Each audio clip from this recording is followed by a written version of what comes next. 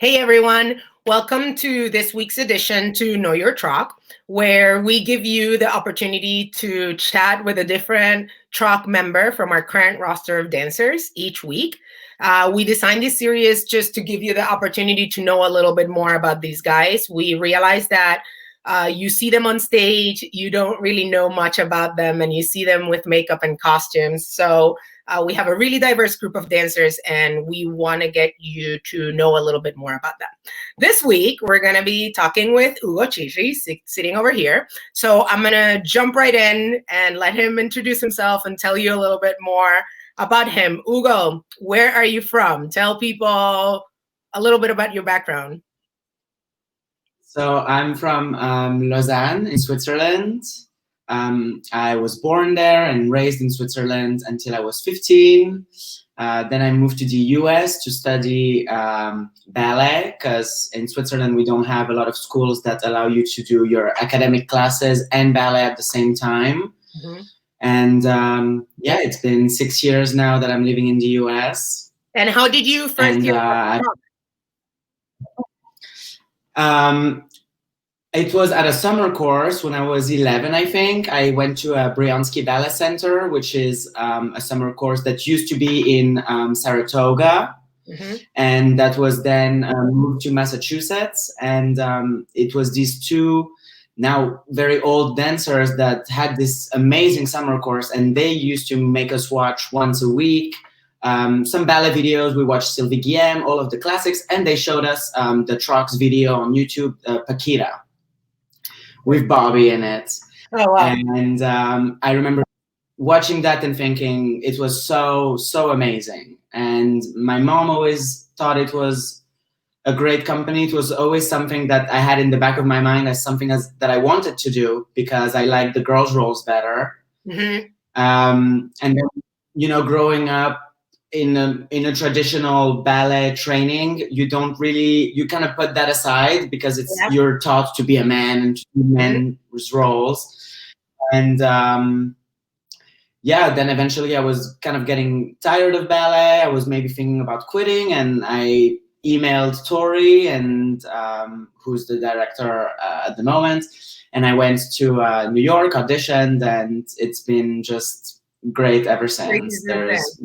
So there's a specific question that I wanted to ask you, because in all my time with the Trox, I've actually never, and I've seen some crazy ways of joining this company. I've actually never experienced the situation that we had with you. Ugo came to audition and he passed the audition, and then we were on tour in Europe, and we invited him to come and take class and get a little bit more familiar with our rep before actually going on tour. But I want Ugo to tell you guys a little bit about his, I already passed the audition, but his training week in Europe, because that went from training to put the wig on. Go ahead.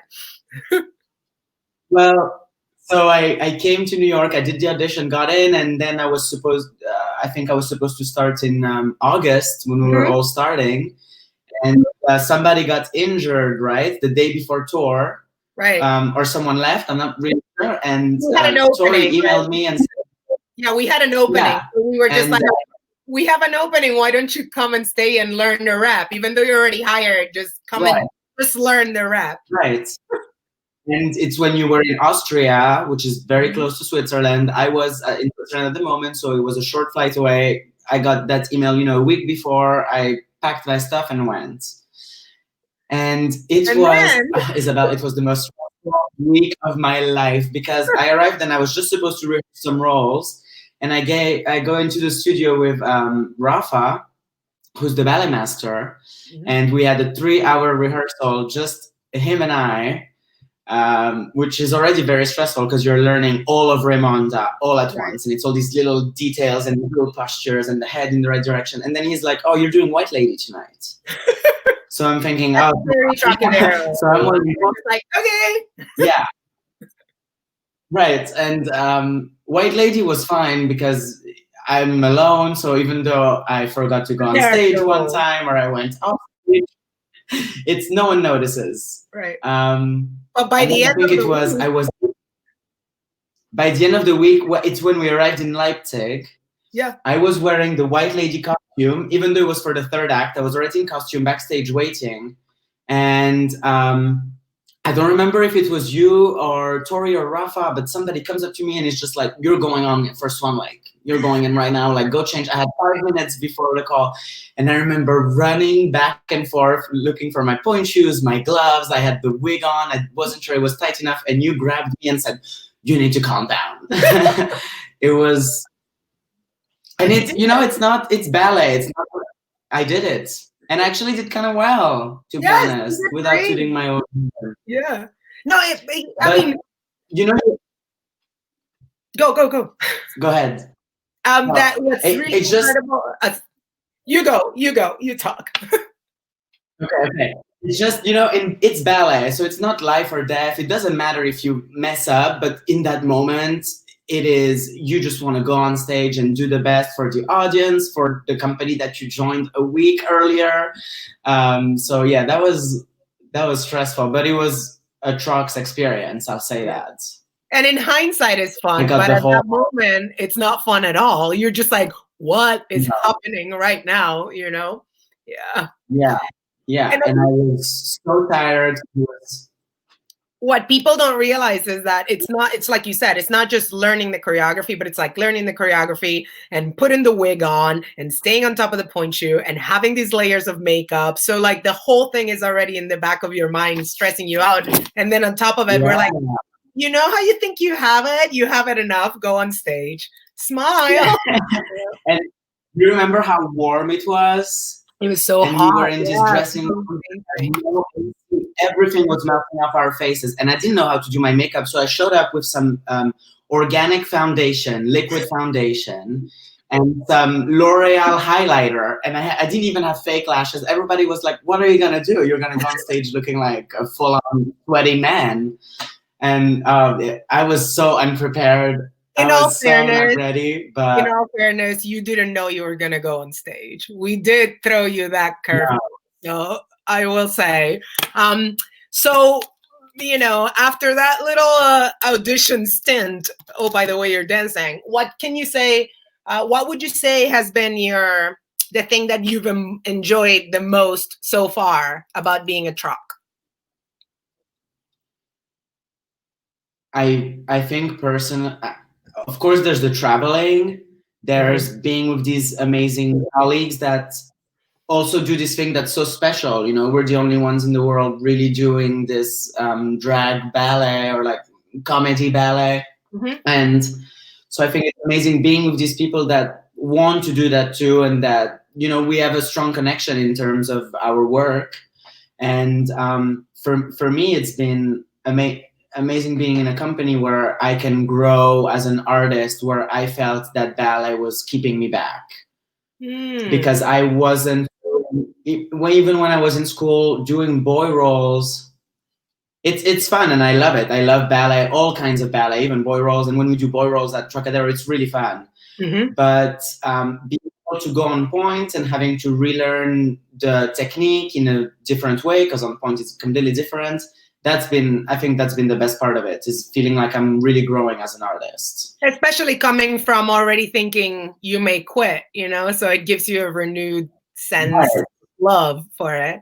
Right. That's good to hear. Yeah. I was going to university last year at this time, if it was, up to me. And then I'm so thankful to Trox, because right now I'm still doing ballet, and I can, you can say, oh, I'm a dancer.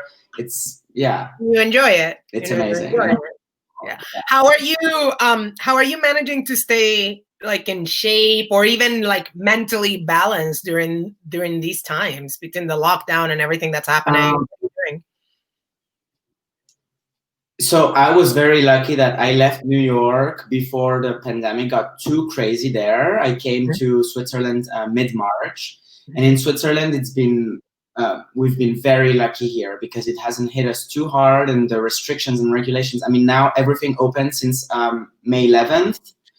Some restaurants have reopened. So right now life is back to normal here. Oh, good. So, and I went to take my first ballet class at my old studio because they reopened and they're allowing guests to come. So I got to take a full ballet class, which feels amazing. I know. The months before that, the months before that, it wasn't so.